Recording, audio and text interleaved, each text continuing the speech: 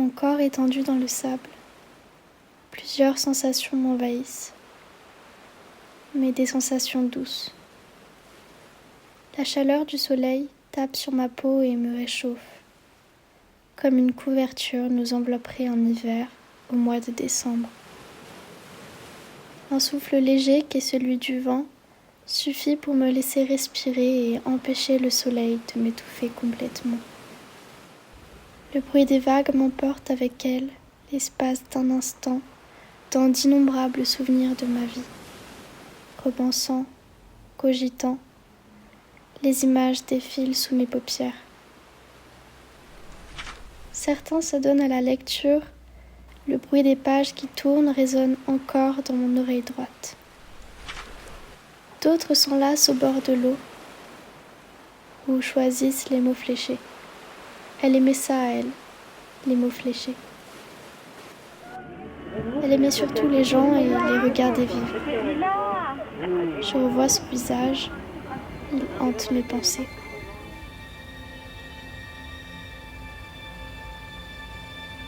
Son sourire sincère et sa curiosité des plus éveillées. Petite fille d'une femme formidable qui ne peut partir sans laisser de traces.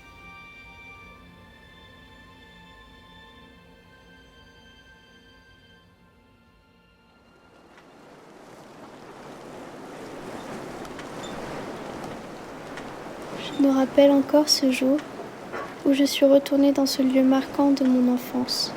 Une maison remplie de souvenirs, d'odeurs, d'objets. Je passe le pas de la porte. Les oiseaux chantants, qui servent de sonnettes, s'exclament.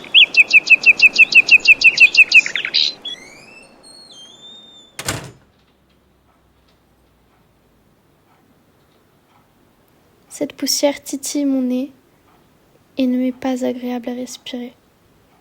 Mais son odeur à elle, ce mélange de camomille et de pull en laine, n'a pas disparu de la pièce.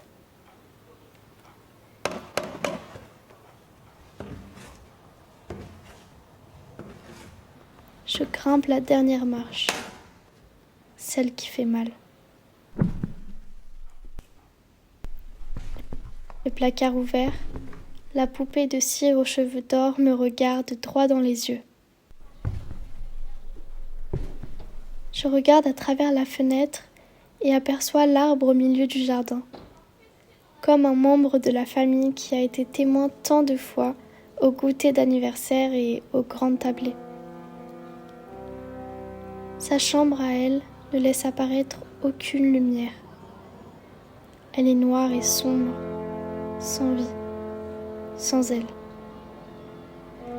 Son lit est fait, sa chambre rangée. Le seul objet encore intact et qui n'est pas parti avec les autres.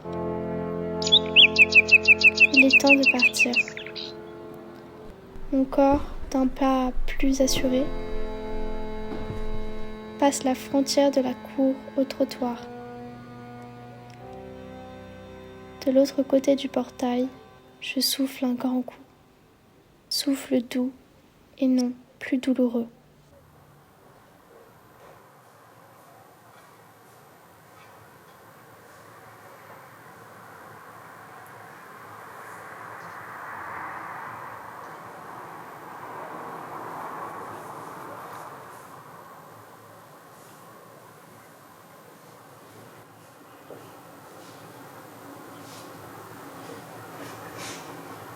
Mes parents se sont rencontrés quand ils étaient très très jeunes.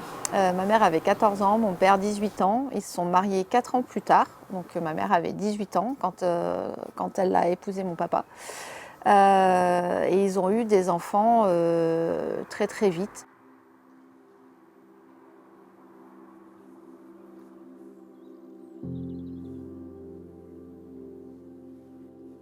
Elle était rigolote, elle était toujours à vouloir faire un peu le pitre. Et du coup, ça pouvait être un peu dérangeant pour nous, ses enfants. Mais en fin de compte, c'est dommage parce que je crois qu'en fait, c'est elle qui avait raison et elle était naturelle, du coup, en toutes circonstances, même quand ça s'y prêtait pas. Du coup, c'est vrai que des fois, nous, on avait quelques malaises par rapport à ça. parce qu'elle pouvait être un peu exubérante ou toujours à vouloir s'habiller avec des choses très colorées, très hors du commun, même dans ses couleurs de cheveux des fois. Et en fait, elle avait complètement raison, du coup, d'être elle-même en toutes circonstances et de garder son originalité. Et du coup, je sais qu'elle a laissé pas mal de... elle a laissé une empreinte à pas mal de gens du fait de sa personnalité, en fait, originale et spéciale.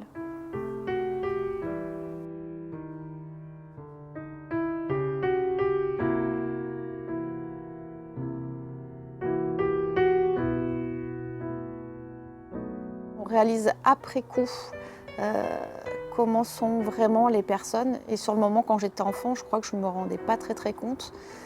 Je sais que je ne l'ai pas appréciée à sa juste valeur quand elle était encore là. Mais vraiment, c'était une personne voilà, extrêmement généreuse, empathique et dévouée. Je crois sincèrement que la perte d'une personne qui nous est chère est l'un des sentiments les plus terribles qui puissent nous habiter. Car la seule chose qui nous retient réellement sur Terre, sans que ce soit matériel, c'est justement nos humains préférés.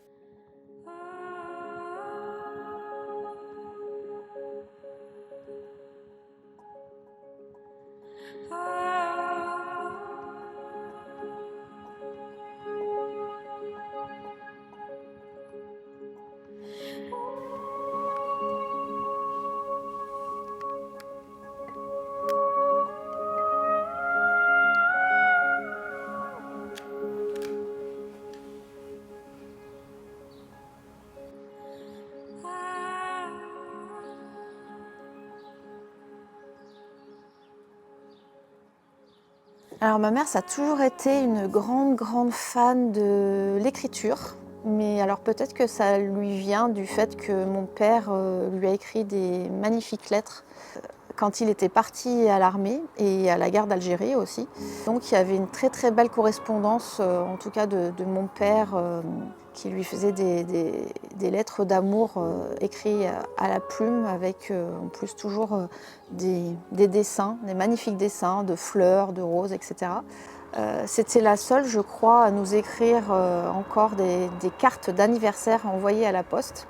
Et alors, il y avait des cartes, des très belles cartes, puis il y avait des cartes très originales qui faisaient de la musique souvent, des grandes cartes qui mesuraient, enfin qui rentraient même pas dans des enveloppes, voilà. Donc on avait toujours la chance d'avoir à chaque moment important de notre vie une carte de ma maman.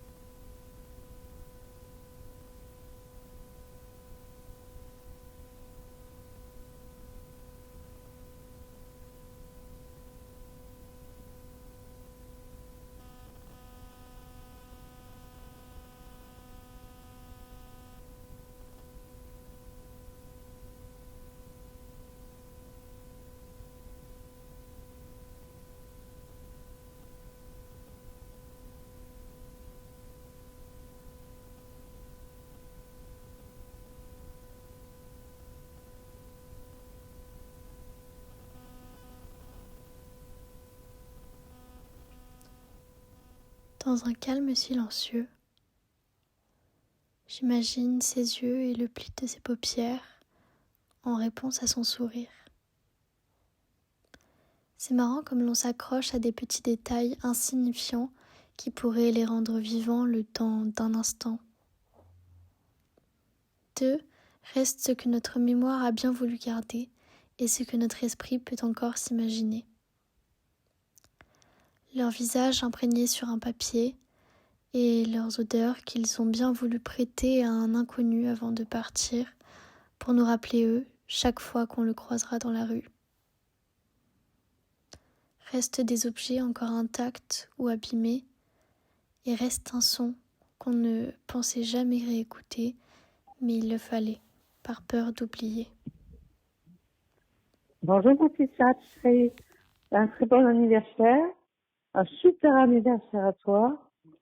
Je te souhaite plein de belles et bonnes choses pour toute la vie. Et écoute, je te souhaite plein de jolis cadeaux. Donc voilà, et je t'embrasse très très très fort. Et voilà, et je t'aime très très fort. Bisous bisous ma grande. Bon anniversaire.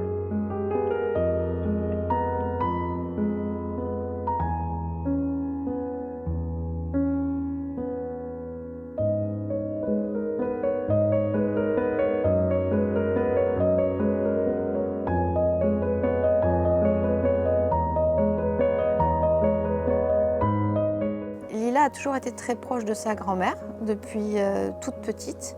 Je pense qu'elles se sont trouvées l'une l'autre des similitudes dans leur manière d'être, dans leur sensibilité, dans leur empathie. Et je sais que ça les a énormément rapprochées. Et Lila a été jusqu'au bout, jusque dans les derniers moments, un grand soutien pour ma maman parce qu'elle s'échangeait beaucoup de messages, il y avait beaucoup de correspondances et du coup, voilà, elles étaient très proches et je sais que ça lui a beaucoup apporté, enfin ça leur a apporté d'ailleurs à l'une comme à l'autre. Ça a été une belle relation jusqu'au bout.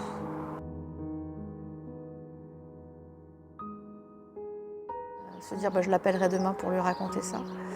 Et aujourd'hui il n'y a plus de demain possible. Et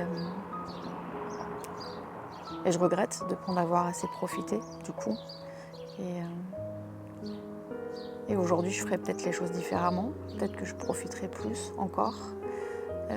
En tout cas j'aurai peut-être plus au fond de moi cette petite pensée qui me dit profite, tu sais pas de quoi demain est fait.